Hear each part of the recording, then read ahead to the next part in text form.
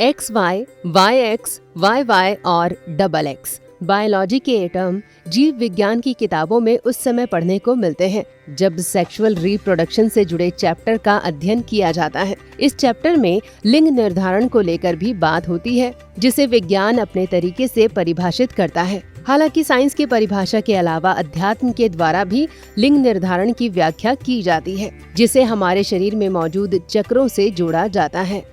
सद्गुरु स्वामी कृष्णानंद जी महाराज मूलाधार चक्र और स्वाधिष्ठान चक्र के बारे में बताते हुए लिंग निर्धारण पर भी बात करते हैं। वे कहते हैं कि 7 से 14 साल के अंदर किसी भी इंसान का हार्मोन सक्रिय होने लगता है और यही समय बच्चों के लिंग निर्धारण का सही समय होता है। 7 वर्ष में एक क्रियाशील होती है। जैसे मूलाधार चक्र बच्चा से लेकर 7 वर्ष और स्वाधिष्ठान चक्र 7 से 14 वर्ष, यानी 7 से 14 वर्ष में तुम्हारा सक्रिय होने लगता है, हार्मोन का फॉर्मेशन होने लगता है और वहां से तुम्हारा लिंग का निर्धारण होने लगता है बच्चों में।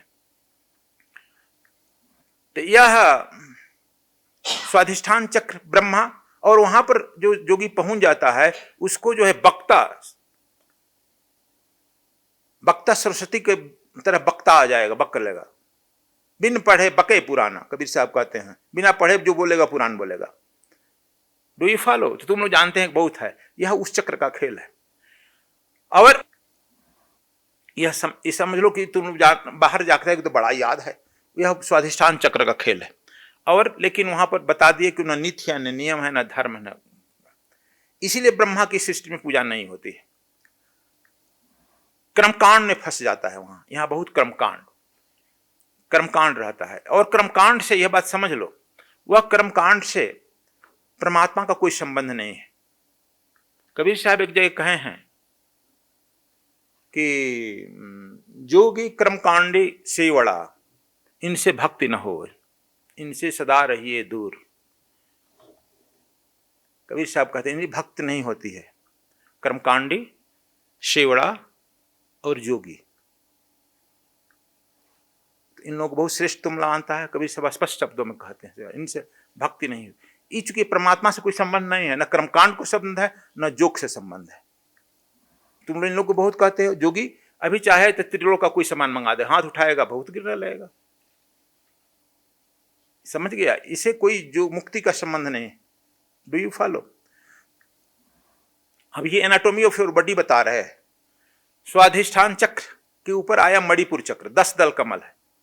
यहीं पर जो है विष्णु और लक्ष्मी का वास है। 10 दिशाएं कंट्रोल यहां से होती है।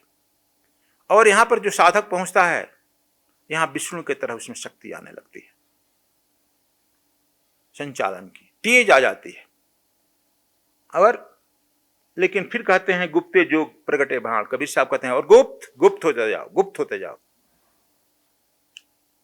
कुछ मत बोलो, अंदर जाओ। चूंकि गुप्ते जोग, जब तक से जोग का मतलब यहां क्या है?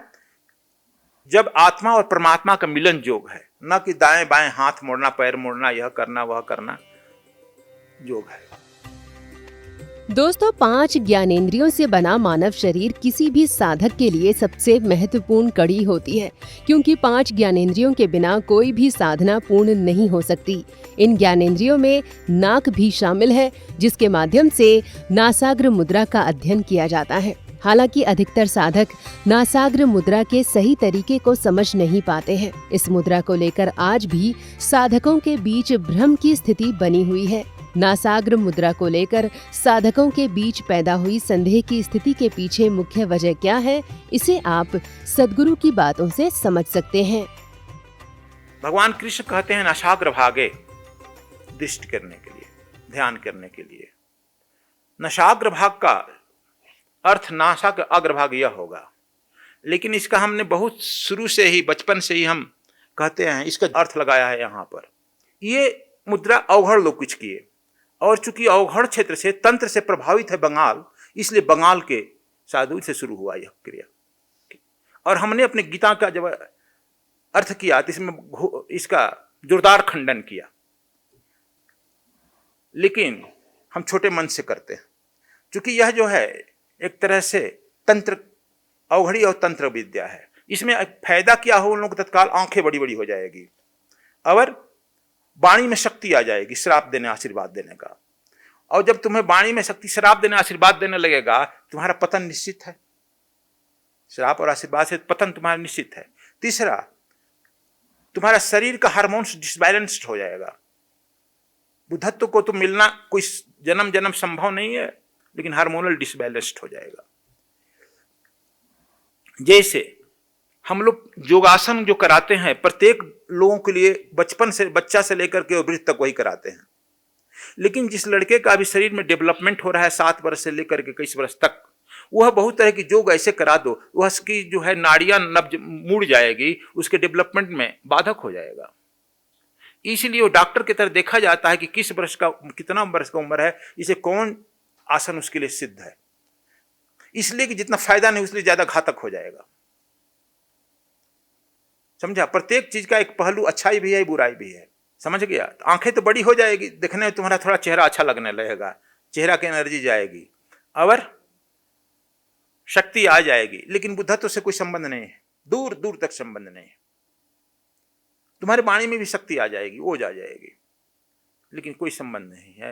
वाणी में शक्ति तो बता दी स्वाधिष्ठान चक्र पर ही आ जाती है,